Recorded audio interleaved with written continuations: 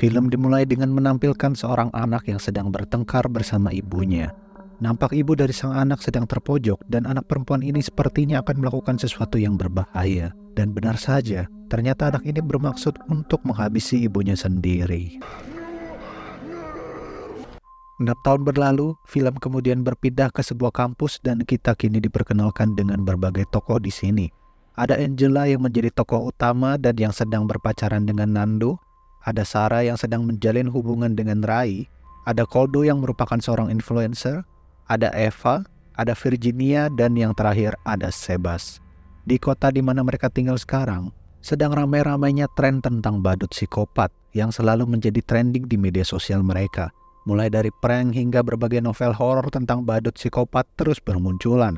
Diketahui mereka semua memiliki minat yang sama, yaitu suka membaca dan juga mereka bercita-cita ingin menjadi seorang penulis. Terkecuali Nando, pacar Angela yang bekerja di sebuah bar dan tidak terlalu tertarik dengan buku.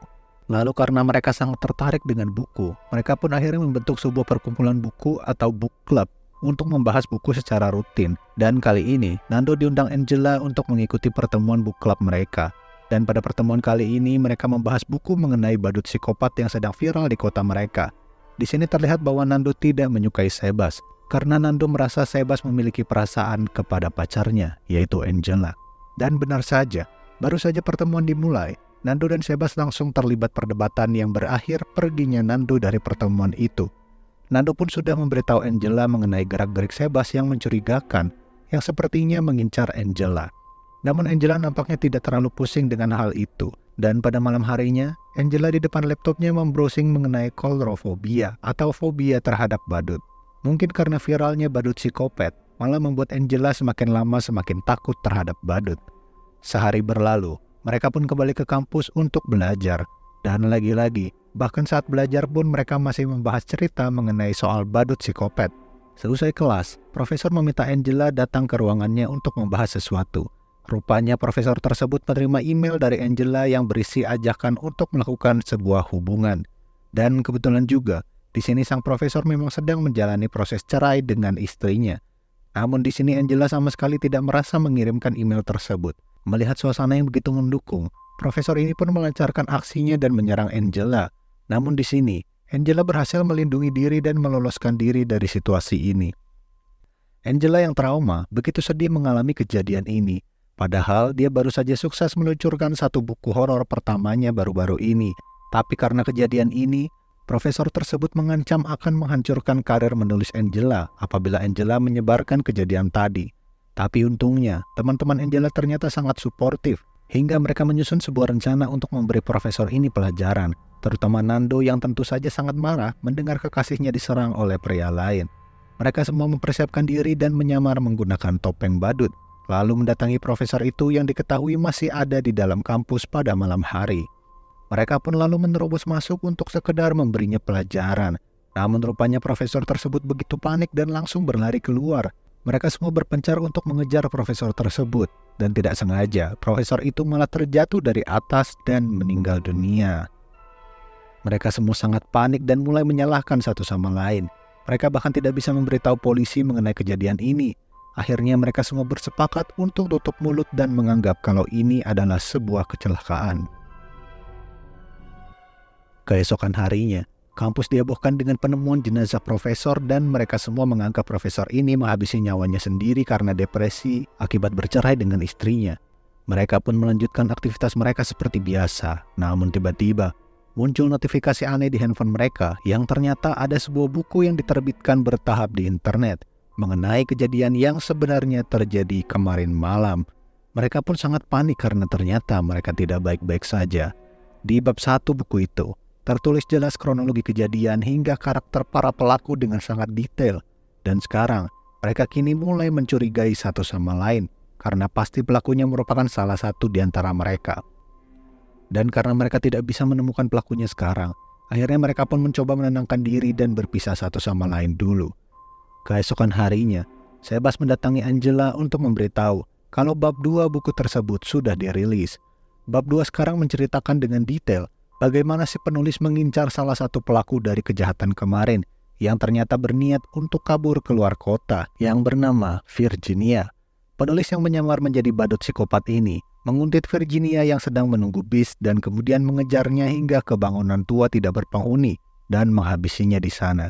Angela dan Sebas segera mencari Virginia ke bangunan tua terdekat di sana, tetapi mereka tidak menemukan siapapun kecuali Eva yang katanya juga sedang mencari Virginia. Apakah Eva terlihat mencurigakan? Bisa jadi. Akhirnya mereka kini berkumpul untuk membahas masalah ini. Kali ini mereka berniat untuk menstalking satu persatu pengunjung perpustakaan yang baru-baru ini meminjam buku horor tentang badut. Memang sangat membutuhkan waktu, tapi kali ini mereka tidak dapat memikirkan cara lain untuk menemukan pelakunya. Dan baru sebentar mereka bekerja. Ray dan Sarah malah mengambil kesempatan ini untuk bermesraan dan pergi mencari tempat yang lebih sepi. Sedangkan Angela berpamitan untuk membeli kopi. Ketika Angela sendirian, ia tiba-tiba mendapatkan pesan misterius yang tentu saja dari badut psikopat ini. Badut tersebut mengatakan kalau dia sedang memperhatikan Angela saat ini. Dan benar saja, badut psikopat ini pun menampakkan diri lagi dengan membawa senjata lalu mengejar Angela. Angela yang panik langsung melarikan diri dan bersembunyi. Tapi di tengah pelariannya, dia malah berpapasan dengan Nando pacarnya yang sedang membawa topeng. Nando mengatakan kalau topeng ini baru saja ia temukan. Lalu karena mendengar keributan itu, teman-teman Angela yang lain pun berdatangan dan melihat kejadian ini. Sontak mereka semua sekarang menuduh Nando sebagai pelakunya, termasuk Angela yang malah menjaga jarak dengan Nando. Lalu Angela malah memilih untuk pulang ke rumah bersama dengan Sebas. Di sini Sebas tanpa sengaja melihat akun Angela di sebuah forum, yang katanya forum tersebutlah yang mendorong Angela untuk menerbitkan buku horor pertamanya. Kembali ke Nando, rupanya kali ini Nando mendapatkan bulian dari teman-temannya, termasuk Ray, Koldo, dan Sarah. Mereka hampir terlibat baku hantam di sana. Namun karena Nando sedang bekerja, kali ini Nando hanya bisa bersabar menerima cacian mereka. Tetapi seusai mereka pulang dari sana, Ray ternyata didatangi oleh badut psikopat itu. Tapi bukannya takut, Ray malah menantang badut itu dan...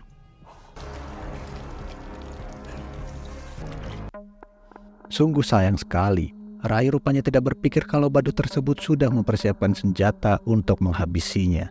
Bersama dengan itu, bab ketiga buku tersebut pun muncul yang mengatakan jenazah Ray berada di sebuah gedung kosong. Namun ketika mereka ke sana, lagi-lagi mereka tidak menemukan apapun. Di tengah kekacauan ini, Koldo yang adalah seorang influencer malah memanfaatkan momen ini sebagai bahan konten dan membahasnya di channelnya. Akibat perbuatan Koldo, badut psikopat ini malah menuliskan kalau target berikutnya adalah Angela. Dan tentu saja, Nando langsung melabrak Koldo. Namun lagi-lagi, mereka semua tidak mempercayai Nando dan malah mengusirnya. Ditambah lagi, Angela pun tidak mempercayai Nando dan malah memutuskan untuk menginap di tempat Sebas untuk berlindung dari badut. Sebas dan Angela kini hanya berdua. Lalu Angela mulai menceritakan sesuatu mengenai forum yang mendorongnya untuk merilis buku. Ternyata 6 tahun lalu, Angela pernah berteman dengan seorang perempuan bernama Alicia. Alicia sering bercerita kepada Angela mengenai ibunya yang begitu terobsesi terhadap buku. Dan ia sering memaksa Alicia untuk mempelajari banyak sastra hingga membuatnya stres. Angela yang mendengar cerita ini ternyata malah menulisnya dan merilis sebuah buku mengenai Alicia ke publik. Dan akibat perbuatan Angela, Alicia semakin stres dan berakhir menghabisi ibunya dan dirinya sendiri. Ya, Alicia adalah anak perempuan yang ada di awal film tadi. Bersama dengan itu, ternyata Nando mendapatkan pesan dari si badut dan menyuruhnya ke sebuah tempat seperti museum yang ternyata jenazah dari teman-temannya selama ini disimpan di sini. Sedangkan Angela dan Sebas ternyata malah semakin panas dan mereka mulai saling memadu cinta. Dan tentu saja, badut tersebut mendatangi Nando dan aksi kejar-kejaran pun dimulai.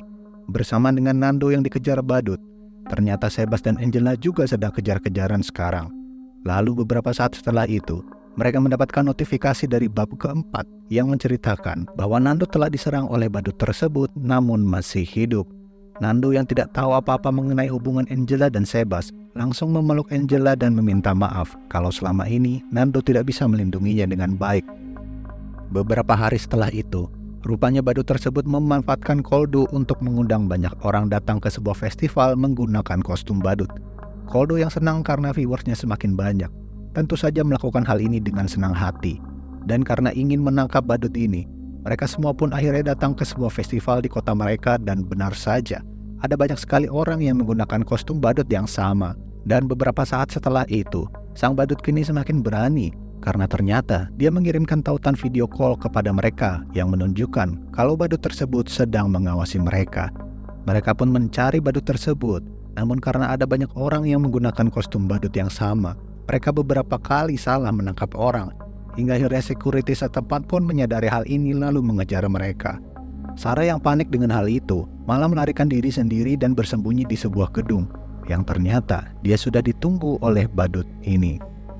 Angela yang mengetahui hal ini segera berlari mencari Sarah, sedangkan badut tersebut segera mengejar Sarah tanpa basa-basi lagi. Lalu ketika Angela berhasil menemukan Sarah, sayangnya Angela yang mulai trauma dengan badut kini berjalan dengan linglung ke keramaian. Tapi tiba-tiba Angela malah didatangi oleh badut yang telah bersimbah darah yang ternyata adalah Koldo yang sudah dalam keadaan kritis. Tidak lama setelah itu, Eva juga muncul sambil membawa senjata yang kemungkinan besar digunakan untuk menghabisi Koldo. Dan akibat kehilangan kedua temannya lagi, Angela pun pingsan dan tidak sadarkan diri. Ketika Angela sadar, Angela ternyata sedang bersama dengan Nando di sebuah van. Tapi belum sempat Nando menenangkan Angela, sekarang mereka malah mendapatkan notifikasi lagi yang menunjukkan sebuah rekaman kalau Sebas kini telah diculik dan dalam bahaya. Angela yang merasa bersalah kepada teman-temannya, atau karena dia sudah naksir Sebas juga, langsung bersikeras untuk mendatangi tempat tersebut tanpa pikir panjang. Dan sesampainya Angela di sana, betapa terkejutnya dia kalau ternyata Eva sudah tergolek lemas dalam keadaan kritis. Dan sialnya lagi, ketika Eva ingin memberitahu siapa pelaku sebenarnya, dia malah menghembuskan nafas terakhirnya duluan. Tidak banyak yang bisa dilakukan Angela sekarang selain menyelamatkan Sebas. Bersamaan dengan itu, Nando pun muncul. Tapi bukannya senang, Angela malah ingin menyerang Nando karena dia masih berpikir kalau Nando lah pelakunya. Angela kini hanya mempunyai dua pilihan, yaitu mempercayai Sebas atau mempercayai Nando. Sampai-sampai Sebas menceritakan kalau dia sebenarnya sudah meniduri Angela untuk memanas-manasi Nando. Tapi karena Angela tidak juga kunjung memilih, akhirnya Sebas segera bangkit dan menyerang Nando. Dan ternyata selama ini, Sebaslah yang menjadi pelaku utama yang meneror mereka semua. Ternyata Sebas sudah merencanakan hal ini sangat lama, karena ternyata Sebas merupakan pacar Alicia di awal film tadi, yang menjadi stres akibat perbuatan Angela. Sebas bermaksud untuk membalaskan dendamnya kepada Angela beserta teman-temannya. Dan di tengah keterpojokan Angela, rupanya ia sudah mempersiapkan pulpen sebagai senjata dan menggunakannya untuk melarikan diri dari Sebas. Namun siapa sangka, ternyata pelakunya bukan satu orang, melainkan masih ada seorang lagi yang ternyata adalah Virginia, yang memiliki nama asli Alicia. Ternyata Alicia selama ini masih hidup dan bermaksud membalaskan dendam kepada Angela. Selain menghabisi teman-teman Angela, mereka ternyata juga berencana untuk membuat Angela trauma dan menjadikannya fobia terhadap badut, agar Angela juga bisa merasakan sakit mental sama seperti Alicia. Namun di tengah percakapan tersebut, Nando yang masih hidup menyelinap dari belakang dan menyerang Sebas hingga ia juga jatuh dari tempat yang sama seperti profesornya kemarin. Angela lalu segera berlari dan Alicia segera mengejar Angela. Lalu akhirnya mereka berakhir di pusat listrik gedung tersebut. Melihat sedikitnya peluang yang ada, Angela lalu akhirnya mempersiapkan jebakan untuk Alicia. Lalu dia bersembunyi di sana. Ketika Alicia mendekati Angela, ternyata hanya dalam sekali percobaan saja, Angela berhasil menjebak Alicia dengan sempurna dan berakhir dengan membakar tempat itu bersamaan dengan Alicia. Polisi pun akhirnya berdatangan. Dan kali ini, Angela akhirnya benar-benar percaya kepada Nando dan mereka berdua pun bersama-sama lagi. 1 tahun setelahnya, rupanya Nando telah mengecat rambutnya dan mulai mendalami sastra bersama dengan Angela. Tapi di tengah keramaian ini, Angela tiba-tiba melihat sosok Virginia dan film pun berakhir. Klik tombol like jika kalian juga kesal dengan Angela dan gue pamit. Terima kasih sudah menonton. Sebelum tidur.